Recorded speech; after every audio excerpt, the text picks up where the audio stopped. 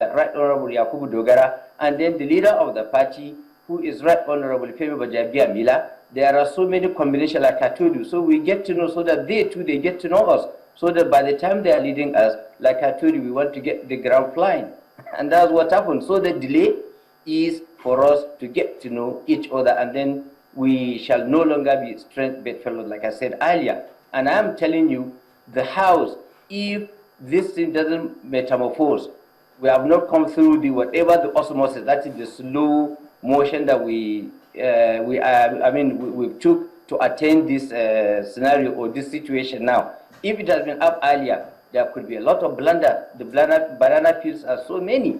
So I'm telling you, Mr. Chamberlain, with this now, we are more stronger than we could have been. And I'm telling you, 200% stronger than what it has been done, if it has been done earlier than this 49 days. So please, the delay can be compensated. Just like I told you, if you observed the procession, of yesterday's plenary, a lot of things have been achieved, like I told you. So today's plenary, I'm telling you, you will see that we will come out more vibrant, because that one was done with some skepticism. A lot of people were anticipating we are going to, some people use hand glove. Yesterday I was on NIT, they are saying hand glove, we say no. We are not boxers, but sometimes when you are talking, that is our business, to talk, to disagree, to agree, to agree, to disagree. But sometimes when you are talking, there is a body movement. So what happened actually is a body movement, not like people say we are exchanging blows. So, sometimes when you are talking, you talk with your body. First of all, a lot of people are glad that, the House can move on. And, well, my colleague's name is Nyota Chamberlain. Unfortunately, is not here today. But, moving on now, some people would also say, let me ask you personally, are you happy about this resolution? Very happy. You are happy? Can you hear me? No. I was asking, is everybody else in your camp happy about this resolution? Everybody in our camp are happy with the situation. And initially, we took it with some misgiving. But later, when we rethink, we think, look, it's a fair deal. It's a win-win scenario. No loser, no vanquish. So... no victor, no vanquish, sorry. You say that everybody in your camp, you still have camps? No, the camps have been dissolved now. The Femi camp, the Dogara camp have now been fused together to become a one vibrant house. Femi have said so, Dogara have said so, and everybody is saying so. Okay, so you don't see yourself as belonging to any camps then? No. We have now become assimilated, if I may use this word. Though it is an osmosis, movement. Assimilated into whose camp is the question? Because when you are assimilated into something.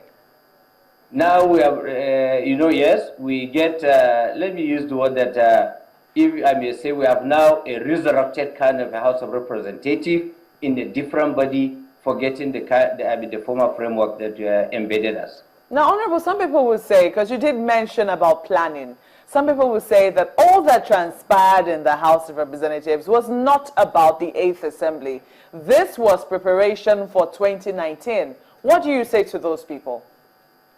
Well, everybody is entitled to his own opinion, but to me, we had a job on the table from now till 2019. So let's do this job. When we reach 2019, it will outplay this, because even when you are talking of 2019, the journey starts today. You have to have something for you to even think of 2019. Let me draw one word of caution.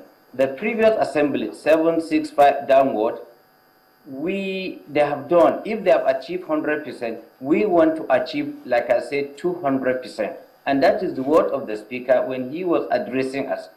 Now, you can see the issue of this legislative agenda, which was the last item we discussed at yesterday's plenary, intends to really, like we say, to give the Nigerian people what belongs to them back. That's the House of Representatives. So I'm telling you that we have put all things, that is part of the planning, we have put all things in motion. Even yesterday night, we were talking, We brought the whole camp, we talk, and it's going to be, I mean, like I said, we are going to see a vibrant kind of a scenario now till 2019. But what comes after 2019 is left for the public to decide.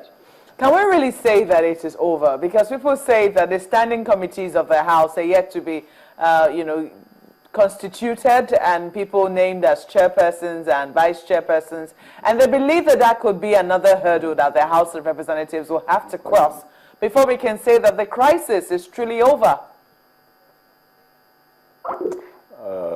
Well, we lost our connection.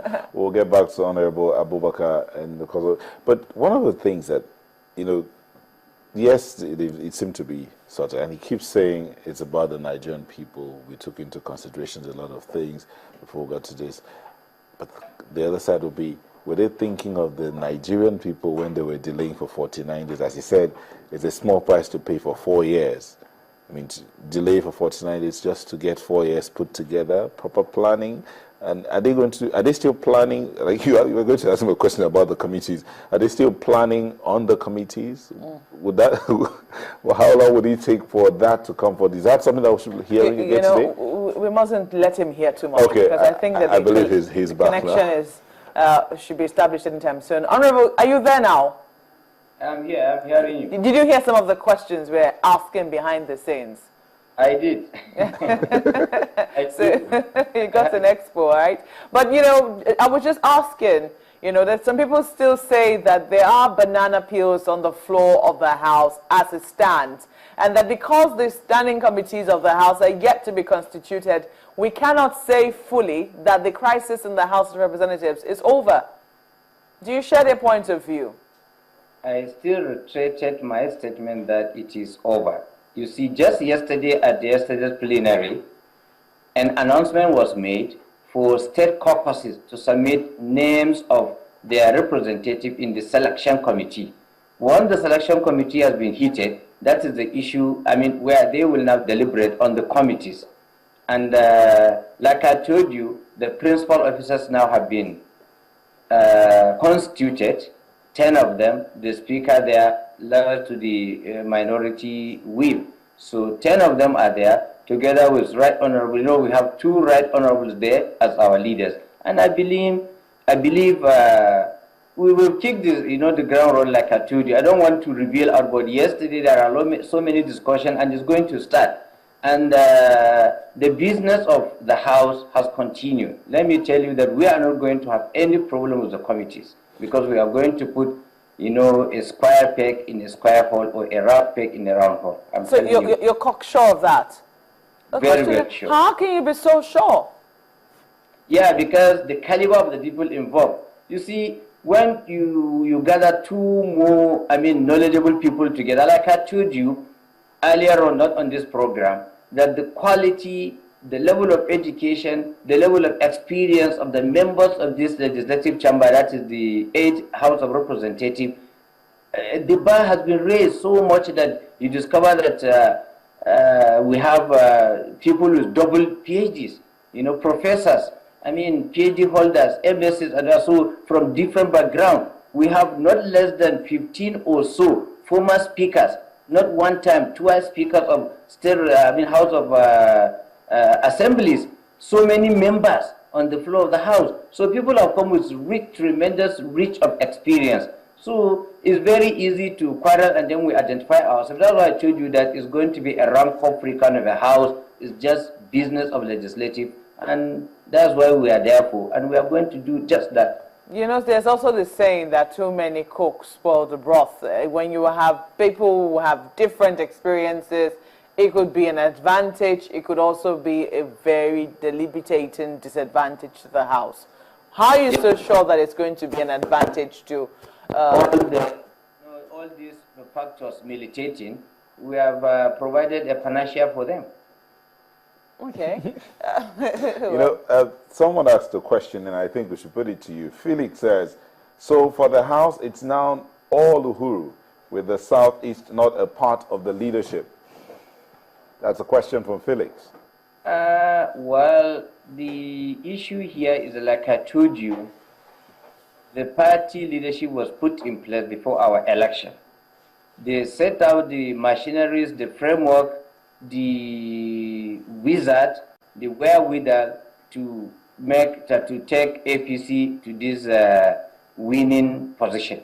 So if the wisdom come up from them to exclude the Southeast, despite the federal character position, personally to me, you know, why we back on that federal character commission, I am on that oath. I took an oath. I was sworn as a member, House of Representatives, and part of the oath I took is to sustain the objective and fundamental principle of the Nigerian Constitution. That Constitution enshrined in deeming that the federal character is so important that a commission, an institution, has to be established where we have the federal character commission. But maybe the party has a wisdom to downplay this now, and probably they have a means of compensating the Southeast. Mark you, members of the APC from the Southeast are the leaders of the APC progressive governors, like Chief Rocha Sokorocha. So if in their own wisdom, they feel that the Southeast can be, you know, eliminated, not to have a caucus in the flow of the House, probably the party might act on, as a proxy to Southeast, or they have something which we are yet to know, but we believe they have something maybe so greater, better to the Southeastern people, zone, that is more better than having a caucus on the floor of the House of Representatives. Okay, just before we let you go, what should Nigerians expect from the House of Representatives in the next few days?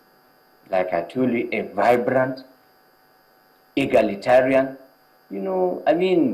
people that feel like flying. So please, they should expect good, not even would the House now be more focused on meeting the aspirations of Nigerians, or would they still be looking for how to meet the aspirations of the party?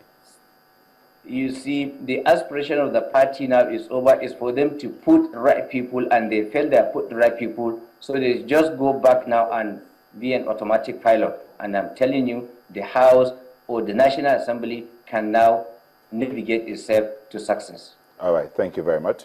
We've been speaking with Honorable Yunusa Abubakar, a member of the All Progressives Congress and a member of the House of Representatives. Thank you for speaking with us.